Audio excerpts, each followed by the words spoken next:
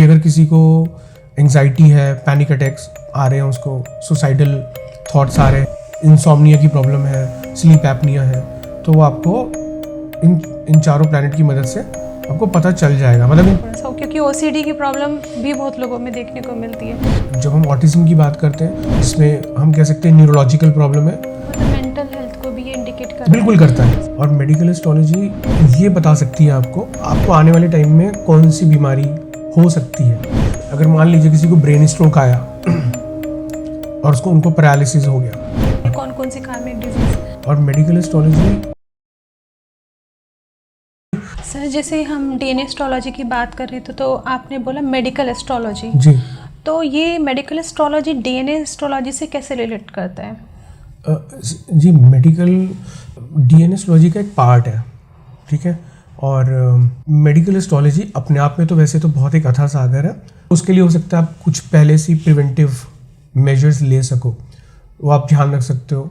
तो ये आप यहाँ पे आपको मेडिकल एस्ट्रोलॉजी हेल्प कर सकती है कि आने वाले टाइम में आपको कुछ प्रॉब्लम अगर दिख रही है तो वो एक एस्ट्रोलॉजर बता सकता है, और वो एक प्रिवेंटिव मेजर आप लेने का ट्राई कर सकते हो। बाकी तो सब कुछ ईश्वर की इच्छा है, जो उन्होंने प्लान किया है वही हो। बट हाँ, ये है कि अगर कुछ इंडिकेशंस हाँ, मिल रहे हैं, क्योंकि तो ये भी आप मान के चलिए कि अगर ईश्वर आपको किसी के एस्ट्रोलॉजर के पास भेज रहा है पहले से ही, तो वो भी तो कुछ कारण ही होगा ना। अगर पहले से ही भेज रहे हैं तो भेज तो ईश्वर ही रहा है ना आपको। तो अगर वो भेज रहे हैं और अगर एस्ट्रोलॉजर को कुछ उसमें सच दिख भी रहा है कि यानी ऐसा हो सकता है, तो हो सकता है भगवान आपको उस एस्ट्रोलॉजर की मदद से या उस गुरु की मदद से आपके वो जो दुख आने वाला है उस डिसीज के रूप में, हो सकता है वो बहुत हद तक कट जाए, क्योंकि भेज तो ईश्वर ही रहा है ना। जैसे प्लैनेट्स हैं, ग्रह हैं, तो उनका जो पोजीशंस हैं या उनका जो चाल है वो हमारी हेल्थ पर कैसे इम्पैक्ट डालती हैं? देखो, जब भी कोई मेजर ट्रांजिट होता है तब कोई ना कोई इवेंट मेडिकली हो सकता है। पहली बात तो ये समझने की कोशिश कीजिए, ठीक है। और एक मेजर ट्रांजिट के बाद भी कभी कभी जो बड़े प्लैनेट होते हैं उनको छोटे प्लैनेट की आवश्यकता होती है एक सर्टेन इवेंट को एक्टिवेट करने के लिए।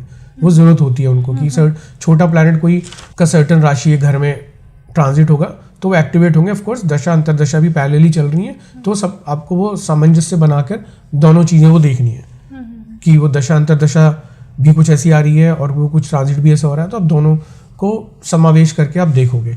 तो इतना आसान नहीं है, मगर हाँ, ये आपको सर्वसम्मिलित तरीके से सब कुछ देखना है। हाँ, हमें सब देखना पड़ेगा।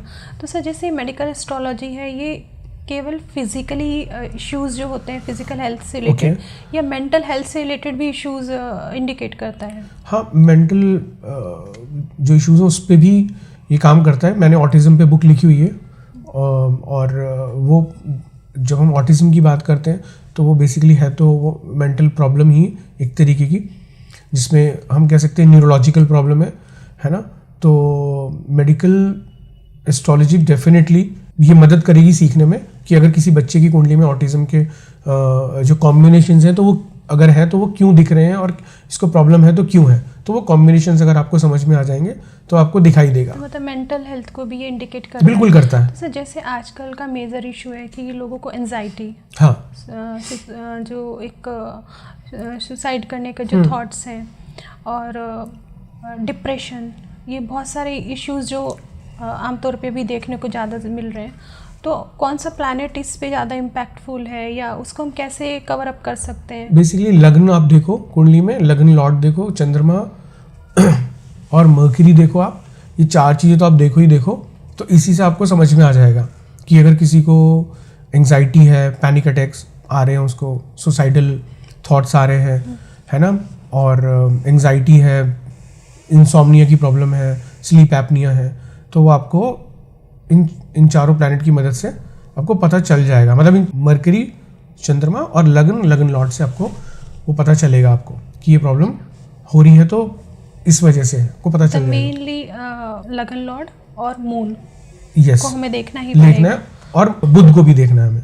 तो सर जैसे हमने बात की मेंटल हेल्थ इश्यूज से, तो इसको हम कैसे मतलब ट्रीट कर सकते हैं? बाय रेमेडीज और बाय काउंसलिंग ओनली? तो आप क्या सजेस्ट करते हैं? सी बेसिकली मेडिकल हेल्प तो लेनी ही पड़ेगी, कोई भी जातक हो तो मेडिकल हेल्प तो उसको चाहिए ही चाहिए। देखिए कोई भी जो जातक होता है ना वो मेडिकल हेल्प के अलावा अगर कोई एस्ट्रोलॉजर के पास जा रहा है तो ऑब्वियसली उसकी एक्सपेक्टेशन है कि कुछ मुझे एस्ट्रोलॉजी के लिए भी पता चल जाए कि मैं वो भी कर लूँ, तो एस्ट्रोलॉजर वो भी बताने का मतलब कार्य है कि भाई आप ये भी करो, मगर और वो तभी बता पाएगा जब उसको खुद से थोड़ा सा ये सेटिस्फेक्शन होगा कि मुझे वो प्रॉब्लम रिलेट करना मुझे आ रहा है मेडिकल एस्ट्रोलॉजी, ठीक है, तो वो एस्ट्रोलॉजी के लिए भी सोल्यूशन बता सकता है। एंड आई एम श्योर कि again it is subject to the inclination of God कि भगवान की इच्छा से ही होगा, मगर हाँ ये है कि यू नेवर नो, किसी जैसे मैंने बोला किसी आप अच्छे गुरु के पास गए, किसी संत के पास गए, उन्होंने नॉर्मल भी कोई चीज़ बोल दी करने के लिए, तो हो सकता है वो आपके लिए काम कर जाए। मान लो किसी ने ऐसे ही बोल दिया आपको कि आप नॉर्मल रोज मेडिटेशन कर लो सुबह शाम, या सुबह आधा घंटा कर लो, है ना, हो सकता है आपके लिए वही मिरेकल काम कर जाए। हो सकता है कोई आपको नॉर्मल इतना ही बोल दे कि आप बेयर फुट जो है ग्रास पे डेली वॉक करो आधे घंटे, हो सकता है वो आपके लिए काम कर जाए। यू नेवर नो आपको कहाँ से आपका सोल्यूशन मिल जाए। तो जरूरी नहीं है कि नेसेसरीली आपको कोई एस्ट्रोलॉजिकली कोई उपाय करना है। नॉर्मल भी उपाय मतलब नॉर्मल भी जीवन में लाइफ स्टाइल अच्छा करने से भी प्रॉब्लम सॉल्व हो सकती हैं। लाइफ स्टाइल ठीक करना और प्लेसिबो इफेक्ट भी आई थिंक बहुत ज़्यादा काम करता है बिल्कुल करता है बिल्कुल करता है। तो सर OCD मतलब इसको कैसे डिफाइन करेंगे in terms of medical astrology? मतलब इसमें क्या प्लैनेट रोल प्ले करता है या क्या दशा अंतरदशा, मतलब किस तरीके से आप इसको बताइए थोड़ा सा, क्योंकि OCD की प्रॉब्लम भी बहुत लोगों में देखने को मिलती है। जैसे मैं बता दूँ इसको कि बार बार हाथ धोना, लॉक चेक करना, ऐसे बहुत सारे इश्यूज़ हैं कि हाइजीन के लिए बहुत ज़्यादा एग्रेसिव हो जाना, तो ये OCD के ही कुछ टाइप्स हैं। करेक्ट। तो आप थोड़ा सा इसको मेडिकल टर्म एस्ट्रोलॉजी के थोड़ा बताइए इसको। बेसिकली OCD पे एज सच तो कोई खास मेरा एक्सपीरियंस नहीं है कि मेरे बहुत ज़्यादा केसेस आए हों मेरे पास। ज़्यादा कदा पेरेंट्स अपने बच्चों के दिखाते हैं जिनको हाइजीन का एक बहुत ज़्यादा कंपल्सिव डिसऑर्डर होता है कि बात बात पे वो हैंड वॉश करते हैं या सैनिटाइज़र यूज़ करते हैं और अपने रूम को बार बार साफ़ करते रहते हैं। मगर नॉर्मल अगर मैं प्रिंसिपल से बात करूं ज्योतिष के, तो चंद्रमा का इसके अंदर रोल है। चंद्रमा का अफ्लिक्शन होना और लग्न का यानी जो असेंडेंट है उस पे किसी न किसी ऐसे पापी ग्रहों की दृष्टि होना या उस पे उस समय गोचर करना, ये OCD की प्रॉब्लम दिखा सकता है। एक सर्टेन टाइम में अगर कोई ऐसी प्लैनेट की दशा भी चल रही है जो कि लगन को देख रहा है, जैसे कि 6, 8, 12 घर का मालिक है और वो लगन को देख रहा है, वो कोई भी प्लैनेट हो सकता है, ऐसा नहीं है कि वो कोई शुक्र नहीं दे सकता प्लैनेट या बृहस्पति नहीं दे सकता, मरकरी, वो भी दे सकते हैं। तो तब भी OCD की प्रॉब्लम हो सकती है। जनरल ज्योतिष के प्रिंसिपल से भी अगर हम लगा के देखें तो हमको समझ में आएगा। इवन अगर लगन लॉर्ड भी ढंग से वेल प्लेस नहीं है कुंडली में और उसकी दशा अंतरदशा शुरू हो जाए या उसके ऊपर कोई मेलेफिक प्लैनेट ट्रांजिट करे, तब भी OCD की प्रॉब्लम उस समय शुरू हो सकती है OCD की उस बच्चे के साथ। सर जैसे हमने आमतौर पे कोविड में देखा, हाँ। कि कोविड के बाद जैसे शनि ने मकर राशि में गए, हाँ। तो बहुत सारे लोगों को ये जो हाइजीन वाला और ये सैनिटाइज करने वाला जो इशू है, ये एकदम मतलब बूम हुआ सब लोगों के अंदर। हाँ। तो कहीं ना कहीं शनि महाराज भी कुछ होंगे इसके लिए। नहीं, हो सकता है जब there is a possibility, but again totality में देखने की बात है, क्योंकि हर घर में ज़रूरी नहीं है कि सबको ऐसा कुछ था, बट हाँ एक फियर फैक्टर तो था उस समय। और अगेन मैं ये बोलूँगा कि शनि का मकर राशि में आना there is a possibility, but again planet को मैं हमेशा रिस्पॉन्सिबल नहीं मानता किसी भी इवेंट को होने के लिए। हो सकता है सर जैसे स्किन रिलेटेड इश्यूज होते हैं, तो ये कौन सा प्लैनेट इसके लिए रिस्पॉन्सिबल है? ये बेसिकली ये बुध ग्रह से रिलेटेड है, और बुध ग्रह अगर कुंडली में पीड़ित हो तो स्किन का इश्यूज हो सकता है। और उसके साथ साथ स्किन में अगर बुध के अलावा शुक्र भी पीड़ित हो और चंद्रमा भी पीड़ित हो तो स्किन का इश्यूज और ज़्यादा हो सकते हैं। ओके।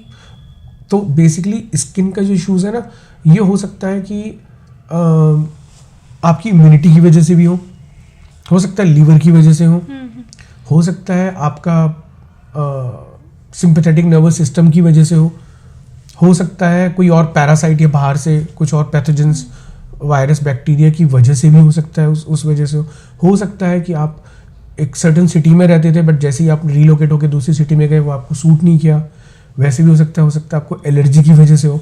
तो वो बहुत सारे कारण हो सकते हैं उसके, बट प्लैनेट मरकरी मगर मेनली ये 3 प्लैनेट से आपको पकड़ में इशू आ जाएगा। सर राहु केतु जो है वो क्या रोल प्ले करते हैं मेडिकल एस्ट्रोलॉजी में? राहु केतु सिचुएशन को ख़राब करते हैं और जो है कोई पीड़ा है कोई कष्ट है तो उसको और ख़राब कर देते हैं वो। और कई बार तो ऐसा भी होता है कि अगर मान लीजिए किसी को ब्रेन स्ट्रोक आया और उनको पैरालिसिस हो गया तो वो तो लाइफ लॉन्ग ज़रूरी नहीं है, क्योंकि पैरालिसिस वाले प्रॉब्लम्स मैंने कम पाए कि वो रिवर्स हो जाते हैं अगर एक बार attack is there of brain stroke. तो पैरालिसिस के बाद जनरली जो जातक होता है वो बेड रिडन हो जाता है। तो राहु केतु ऐसी प्रॉब्लम को देने के बाद शायद फिर वो रिवर्स करने में बहुत मतलब दिक्कत करते हैं वो। तो सर जैसे बोला जाता है कि राहु केतु जो है वो कार्मिक प्लैनेट है, तो क्या ये कार्मिक डिजीज से बिलोंग करते हैं? और सर कुछ कार्मिक डिजीज हैं, कुछ आप डिस्कस करना चाहेंगे? कौन कौन सी कार्मिक डिजीज के उसमें आते हैं? तो बेसिकली कार्मिक डिजीज के केस में तो ब्रेन स्ट्रोक, डायबिटीज, ओबेसिटी और कैंसर, तो ये सब मैं बोलूँगा कि ये कार्मिक है, क्योंकि ये थोड़ा सा इनको रिवर्स करना थोड़ा मुश्किल है। इवन स्किन डिसीज भी जो होते हैं कई बार वो जब ज़्यादा एग्रीवेट हो जाती है स्किन डिसीज वाली, तो उसको भी रिवर्स करना कई बार सालों तक बहुत मुश्किल होता है, बहुत ज़्यादा।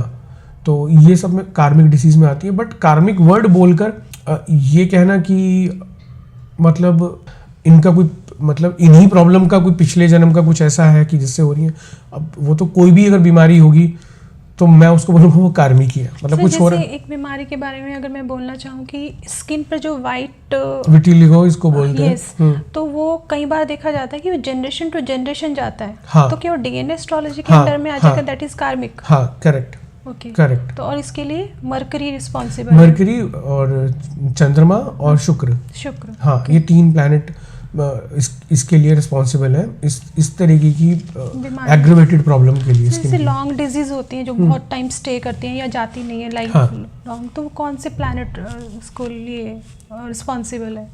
मेजरली तो मैं ये बोलूँगा कि जब इस तरीके के जो सौम्य प्लैनेट होते हैं ना, चंद्रमा, शुक्र, बुध, बृहस्पति, जब मेलेफिक प्लैनेट या क्रूर ग्रहों की किसी ना किसी तरीके से उनसे अफ्लिक्टेड हो, तब वो प्रॉब्लम जो होती है वो लॉन्ग लास्टिंग होती है, बहुत लंबे समय तक चलती है और उसको रिवर्स करना मुश्किल होता है। मतलब जब इस तरीके के प्लैनेट अफ्लिक्शन में होनी चाहिए इन प्लैनेट्स के द्वारा, आइदर थ्रू दृष्टि और conjunction, either through activation in the transit, तब या महादशा अंतरदशा में ही ऐसे प्लैनेट की शुरू हो जाए जो कि थोड़े से क्रूर है, तब प्रॉब्लम होती है। जैसे प्रोजनी या चाइल्डलेस जो इश्यूज होते हैं, इसको हम मेडिकल टर्म्स में या मेडिकल एस्ट्रोलॉजी की टर्म्स में उसको कैसे बताएंगे कि ये कार्मिक है या किसी पर्टिकुलर एक प्लैनेट की वजह से हो रहा है? क्योंकि काफ़ी देखने में आता है ये।